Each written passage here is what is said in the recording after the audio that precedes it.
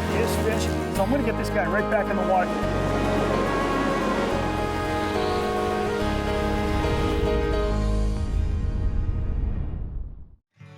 For many anglers across the Northeast and beyond, fishing is synonymous with family.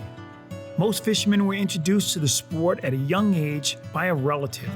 However, instilling a love of fishing in a child cannot be forced. As a parent or a mentor, all you can do is create that first spark and then step back to see if the passion takes hold. For Coral Aiello, first mate for Sara Star Charters, fishing is a passion that she shares with her father, Captain Joe Aiello. After being introduced to fishing at a young age, Coral's love for fishing grew quickly.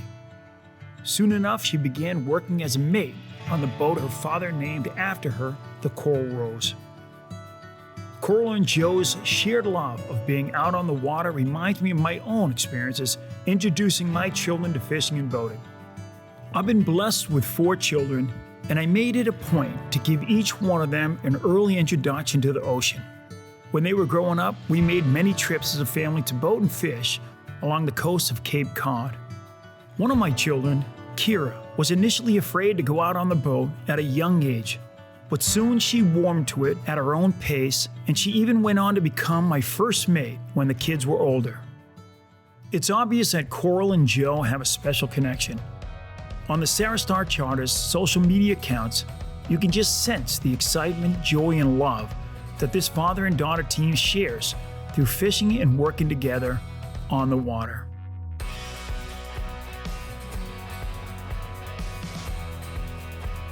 On a perfect November day, I drove down to Newport, Rhode Island to fish aboard the Coral Rose and to learn more about this father-daughter charter fishing operation.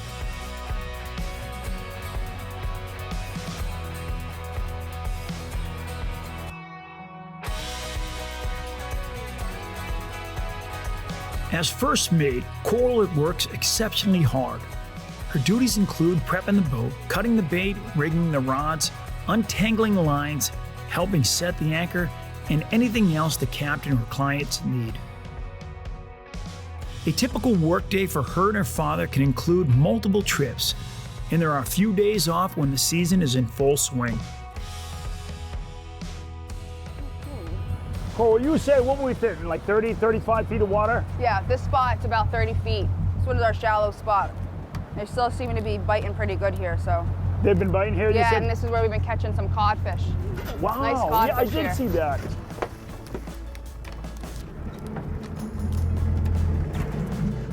All right, let's try it. Let's see what's down there.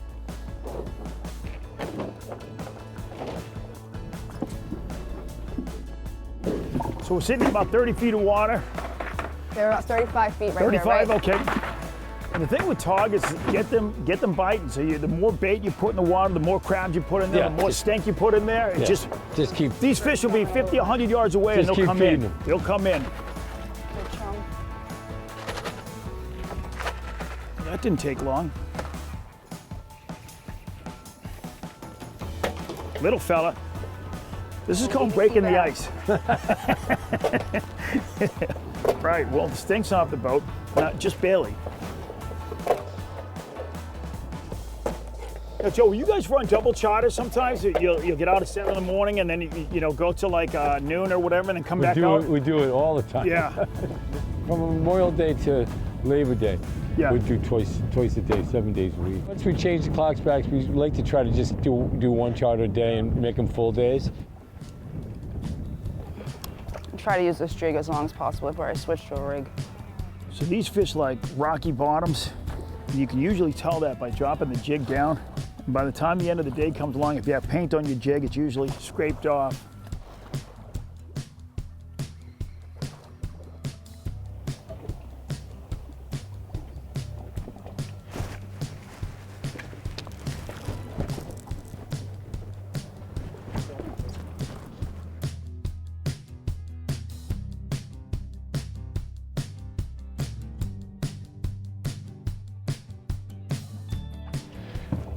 They're getting bigger. Getting bigger. They're getting bigger. It's a nice little female. Oh, I just missed that guy. That was a better bite. Yeah? Thump thump? Yeah. I didn't answer the bell on the first. Yeah. There we go. That looks like a better fish call. Look at how light the gear is now. Makes it so fun. Get him chewing. Keep your call? Yeah, it's a keeper. Nice. Looks like it. There Oh, that's a you beautiful go. fish. There's Coral again, making the boys look bad. Let's take a measure. We figured that was gonna happen. You know? Yeah, 17. Nice. We keeping fish today, or? We are gonna keep some. That's all right. Yeah, it's fine. All right, first one in. There's life down there, that's all I can tell you. And where there's There we life, there's go. life. After a while, you can tell these fish when they come off the bottom. But these fish with that tail are so powerful. What I like about this fishery too, it's a good fishery to share with everyone. It's good fun.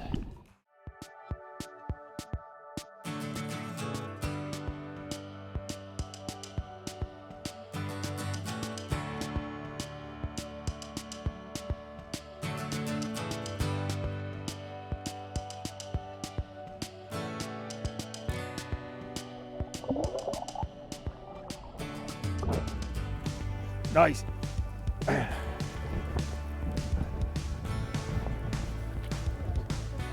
Better fish. There you go, they're getting a little bigger. Look at that, These fish, pound for pound, that's a beautiful fish. nice fish. Bad? It's hard sometimes to know when to set that hook. It's very light, can be pretty good. I mean, I've had light bites and I've ended up pulling in, you know, pretty decent sized fish. So my advice is just, I swing at almost everything. You really never know. I mean, a lot of people say that the bigger fish have a bigger bite, which is true, but I've caught in some really nice fish and I really didn't feel much. I just took a shot at it and I ended up getting a nice one. They have teeth, so they're not inhaling it, you know, like a striper or a sea bass. So it's always a little tricky to know when to set the hook. Now, Joe, I noticed that you're just letting it sit down there. You let them eat, kind of pick it up and swim off with it, or do you just... This is just one rig that I use. I use jigs too. I like to get bait down there and initiate the bite. Right, right. Once you get them biting, it doesn't matter. One time I ran out of bait and all I had was some Chinese sausage in my stir fry. I put those on there. They ate that too. Oh, that was a good hit. Snuck up on me. You heard me mention the sausage. That's what exactly it was. it.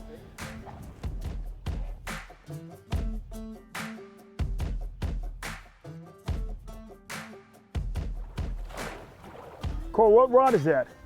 This is a jigging, Ghost Hunter Jigging World. Oh yeah, they make such great rods. Limited don't they? edition. It's really nice. This is my favorite rod. It's just super fun. You can do a lot with those rods, those Ghost Hunters.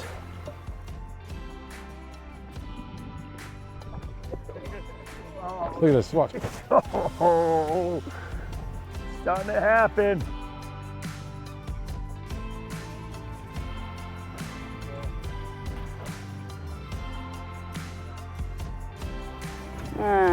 It's just there. I'm gonna let him go.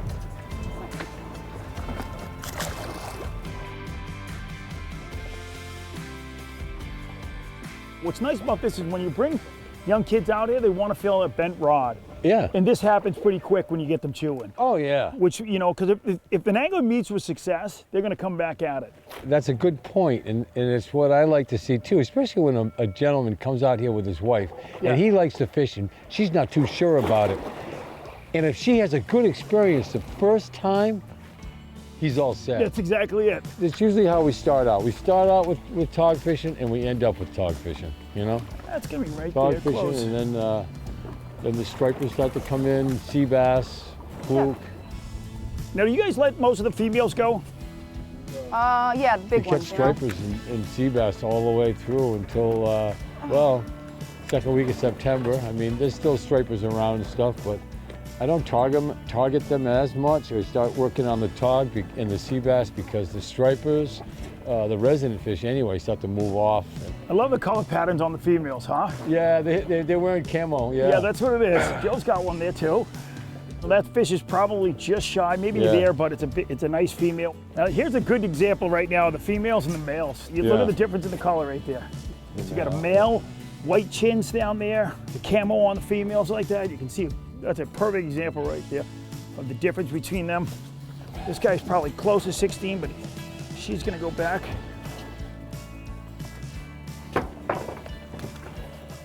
See, this one here is just under, about 15.5 inches.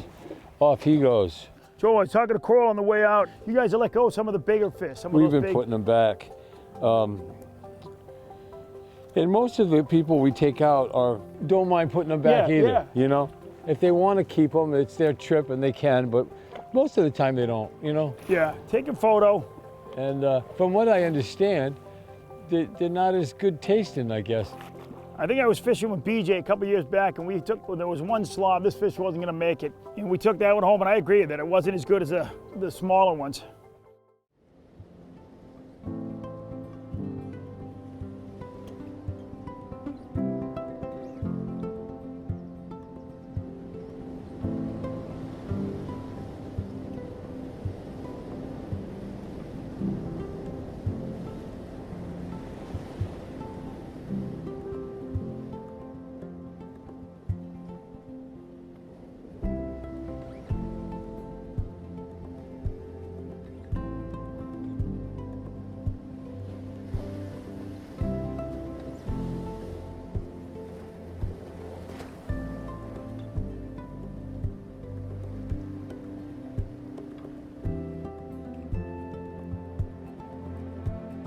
I have 4 kids, and my wife and I had them pretty close together.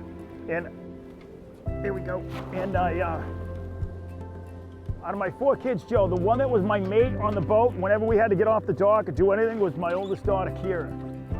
I'm like, I would tell my boys, I'm like, just let her do it then. So when I saw Coral fishing with you that way, it was my daughter Kira's the one that used to be the one that was kind of my first mate when we were coming off the dock, coming into the dock, grabbing the right lines. The difference between them, like when the kids were young, I'm like, you know, grab the spring lights, grab the spring lights. The spring lights are red. That's not a spring light. And so, no offense to my boys, one of them's in the industry now, but that was part of what attracted me to the fact that I wanted to come down here and fish with Joe and Coral on the Coral Rose. Coral, how do you like to rig? You like coming through the leg sockets and into the middle? Yeah. Yeah. Yep. What do you come up like so that you got it dialed in now? Yeah, I just like to have a little of the barb showing. Yeah.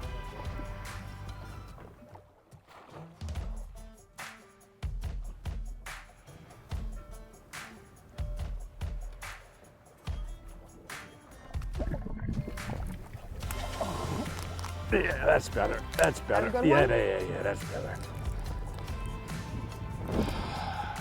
Oh yeah, take and drag, take and drag. Get the net. Yeah, you baby. the net? There he is. Yeah. Oh, he saw the boat. That's a nice fish. Here we go. Here we go. Here we go. Oh, Nice. look at this guy. Okay. On the rig. On the rig. Okay. I tell you what, I may be a conversion. And I might have to change over. Joe, how old do you think a fish like that is? 20 years. Yeah, I was thinking it's got to be up in late teens. Yeah. I'm gonna let it go. Oh, Okay. cool. It's got to be at least 8 pounds. I was gonna say 8 all day. 8, 9 pounds. Here we go. Up he goes.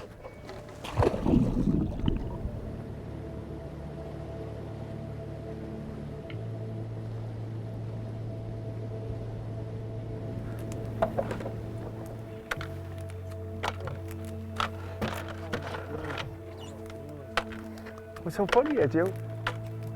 A bit quicker than you. Yeah, she's a little bit quicker than me. You got hands for counting money, Hooper.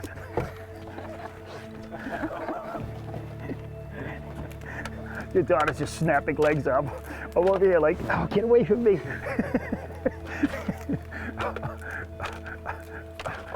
I just think it wasn't that funny, Joe. All right, she's got 7 down, I've got 2, but mine are really well Really done. good. Really well done. I got just a 3-ounce sinker on these. I believe these are 5-0s. This is my Daiwa, the new Saltus Star Drag, which is really nice on the hairier Daiwa rod, which is just heavy enough, but it's also light enough to make it super fun. Usually use the rig when the tide's running a little bit, although it's not really running right now, but just want to add a little more bait to my hook there, just to increase the chances. For the past 2 years, Coral has been an active participant in On the Water Striper Cup. During the 2020 season, Coral submitted some beautiful striped bass catch and release photos, netting her a pair of Costa sunglasses in week 11. You fish it every year? Oh, it's only my second year.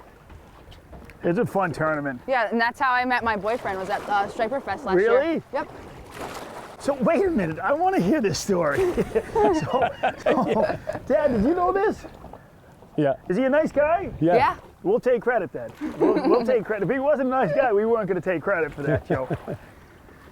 A lot of times, guys, you're looking for reasons why to fish a Striper Cup. You can find love in the Striper Cup. You can find love. What happened was it was right away, so we parked. He already knew, this is like his 10th Striper Cup. He's been doing this for a while. Yeah.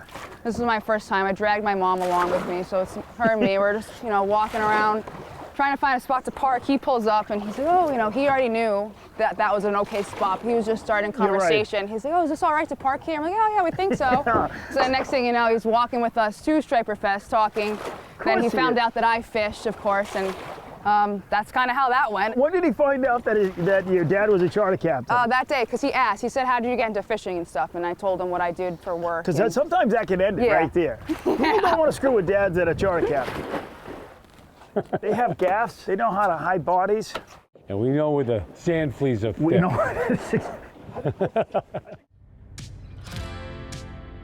With the bite slowing down, Captain Joe decided we should make a move and try our luck in a new location nearby.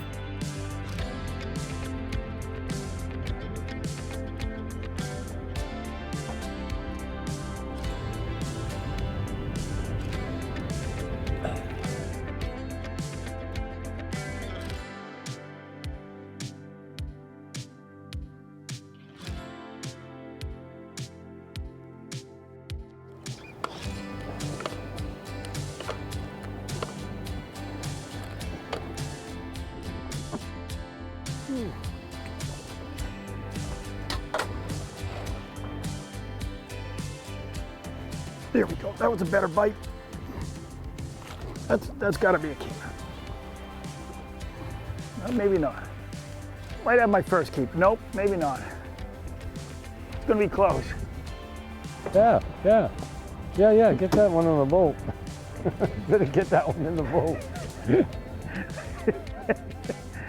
Oh, this guy might be my first keep. He's close. That's it. No, he's there. He's been haunting me. 16 and a half. Yeah, just like you said, 16 and a half. Just shy of 17, but All right. I'm in. Make sure you don't drop that fish in the water. Oh yeah, no, I'll do that. They're starting to become more valuable by the minute. Yay! You can only hope to contain me. There you go. Look at her. Look at her go. Look at her go. That one's digging. That one's digging. Oh, it's digging. It's a real one. Ooh, Coral found one. She found one she liked. I found one in the preschool. You like that one, Coral? Oh, it's a nice one. It's a nice fish. Beautiful. Look at that big female. So we got wriggle the jig here. Oh. There it is. Wow. Not Nice bad. one. That is a nice one. Yeah. That's a cute. beautiful fish. That's a nice fish, Coral Rose. That a girl. That's the way to do it. Oh, I don't want to drop her. No. I mean, she's not huge, but I could throw a tag in her. Yeah, let's tag it. We were talking a little earlier about tagging program. You've tagged a lot of striped bass. How many tautog have you tagged? This will be the first tautog I have Really? tagged. That Yes. is really cool. Normally I just tag the stripers, but it's worth throwing a Absolutely. tag You got on a some beautiful tog. female. This is the kind that you want to throw back. Yeah. A lot of eggs this fish will have down the road. So show me how you're going to do this. So I'm just gonna insert this thing right in there like that. Oh, and then I just pull out and the tag stays right in there like that. And then I'll fill out the tag card, I'll name her, and I'm gonna send her back. What's her name? I don't know, we got a name, we gotta think of something. Okay, ready? Here she goes. That is so cool. Now, have you ever had any tags come back on the striped bass? Not yet, no, because I just started this past summer, year, so okay, nothing's okay. come back yet. And do you usually, when you take them, do you do on the striped bass, you do the measurements on the length, the weight, and all of that stuff, and then record it? Yeah, it depends on how healthy the fish is when it comes aboard. So if it's, you know, If it's like a borderline, questionable, we you're gonna just get it right back in. Right, Yeah. exactly. We also have this saltwater hose here, which we'll turn on, and we'll stick it right in the fish's mouth. You just prevent, And I'll, tag it. It's a pretty quick process. We don't usually get a weight on it. We just do an estimate weight, and we'll measure it, So I'm just filling out the kind of fish I tagged, the length. I got to get the latitude and longitude, and I'm going to name it. And I'm going to send this in and enter it tonight into the online registry, and he'll be up there. Let me see, estimated weight. I'm going to name the fish Amy, which is after my mom. I love it.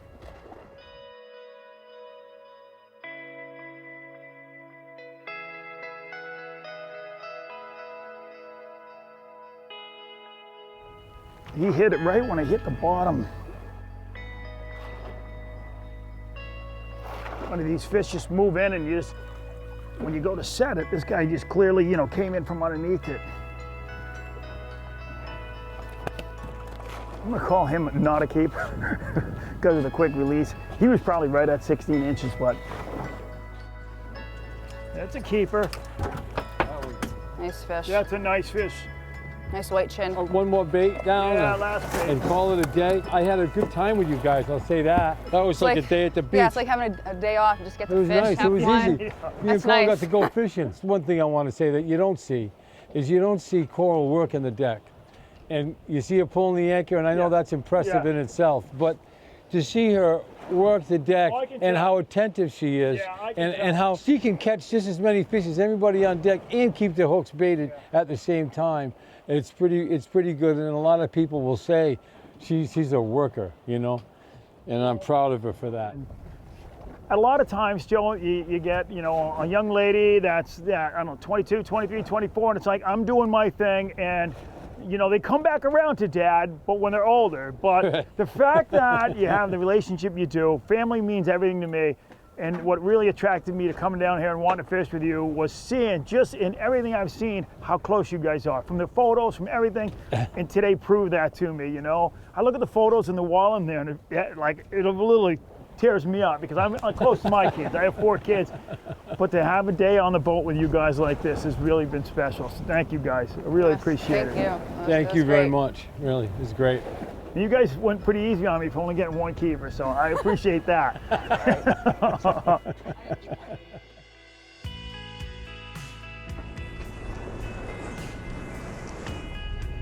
With a great day of tog fishing complete, Coral and Joe hauled the anchor and we set off back toward Newport.